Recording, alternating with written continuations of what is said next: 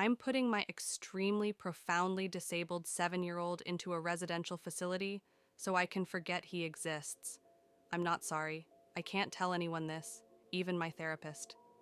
Lambast me if you wanter, and maybe I even deserve it. I only ask what you would do if you were in my situation, not what you think people should do, what you would really do. I'm a single mom of 2 boys, 12 and 7. My husband passed away 3 years ago in a work accident.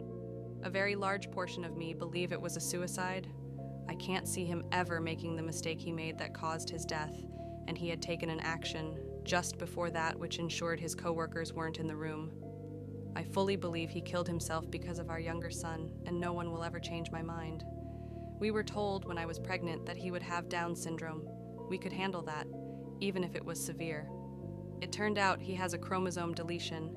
His disorder is kind of rare, so I won't post which specific one, but suffice to say he'll never be anything more than he is now, or has ever been. And what he is nothing. He doesn't appear to have any awareness, and never has. His eyes are locked in one position. He doesn't respond to noise, touch, or pain. He is total care. He is capable of nothing. He is tube-fed and on oxygen. He is in diapers and will be forever. He makes NC sounds, no attempts to communicate. He never truly cried as a baby. He has never made an attempt to interact with anyone or his environment. I'm not upset because I got a special needs, imperfect child. I feel the way I feel because this thing takes up 200% of my time and does nothing. I didn't get an imperfect child. I didn't get a child. I don't love him. He doesn't have any personality. There is nothing to love. And yet I'm responsible for him. In addition to his extreme delays, he's also medically fragile. Respiratory crises, fecal impactions, his autonomic nervous system doesn't function properly, issues with his G-tube, infections, pressure sores no matter what we put him on or how we position him. Our older son has suffered because his non-existent brother has colored everything in his life. He's had medical care get delayed because there's only one of me and Ha's brother is more critical. We do have a visiting home nurse, but only 20 HRs a week, and we aren't eligible for more. I was starting law school. I gave up my dreams and my plan for my children for this potato. My older son can't do a lot of things he wants to do because of the younger's need for care and appointments. The final straw was, I heard a sound. I went into younger son's room to check, thinking he had forgotten how to breathe again, and saw older son hitting him and screaming, "You're why I don't have a mother. You're why I don't have a father. You're why I can't have friends over. You're why I can't be in sports. I didn't ask for you and I hope you die." Instead of being horrified, I watched, and younger son just did. Not react. No signs of pain or fear upset, no reaction at all. He breathes, but he is not alive. He doesn't know who I am. He doesn't know who older son is. He has no sense of self, life experience, or awareness of his surroundings. He doesn't need to be in my home. He doesn't know or care where he is. He is genetically my son, but he is not family.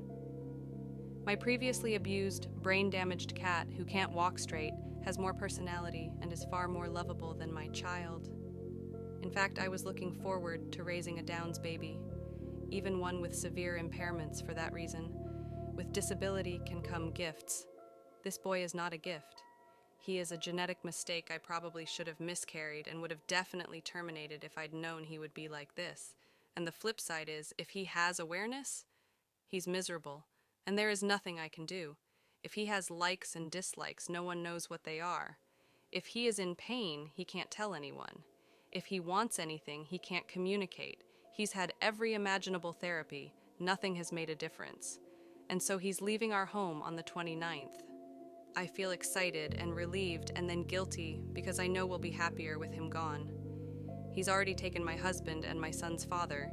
He was working so much OT to pay for the cucumbers care, for the experimental therapies insurance wouldn't cover, because this one was going to be the breakthrough.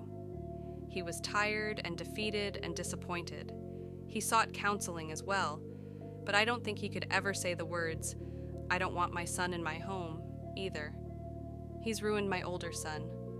I was so wrapped up on the younger, I never realized how ignored and damaged he was. He lost his father, too. I didn't just lose my husband. He is my priority now, and this malignant lump can be someone else's problem. At least they'll be paid a wage to care for him. At least they'll get a break from him when they punch out. I just want to never think of him again, and I'm not sorry. And for that, I'm sorry. Edit. Thanks, you Pekiniques, for calling me a liar. Are you a medical doctor? If your Google foo was any good, you would have stumbled on 3P mosaic deletion duplication syndrome. That is the disorder my son has. I've basically identified myself by posting that, but hey, it's better than the PMs telling me to kill myself. If you look at the features of 3P deletion syndromes, they look like Downs. My insurance didn't cover AFP testing, which would have told us it wasn't Downs, and I didn't think we needed it. I had a regular ultrasound and a 3D. Both doctors were 99% sure it was Downs. This post was absolutely not fiction. Instead, the mods, and especially you Pykoniques, just decided it was. This post was absolutely not fiction. Instead, the mods, and especially you on Pekiniques, just decided it was. If anyone would like, I'll dox myself. You can see my ID to verify my name, my marriage license, and my husband's death certificate. I will then link you to the news article of the freak industrial accident that ended his life so you can see it's the same person. As for not choosing hospice for my son, I can't.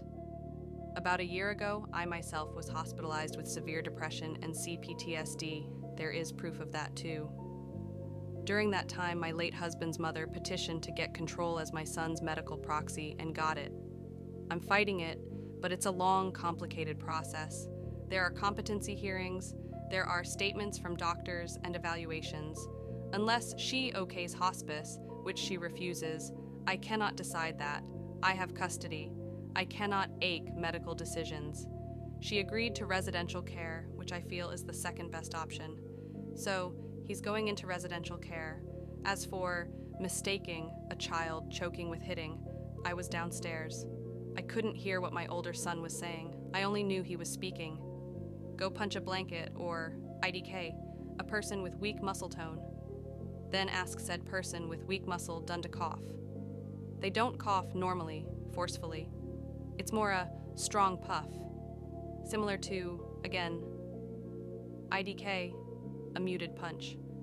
When you're used to jumping at every strange sound, it's difficult to discern what's what sometimes. So, you Pykoniques, anything else you'd like to know? Care to admit I just might be telling the truth?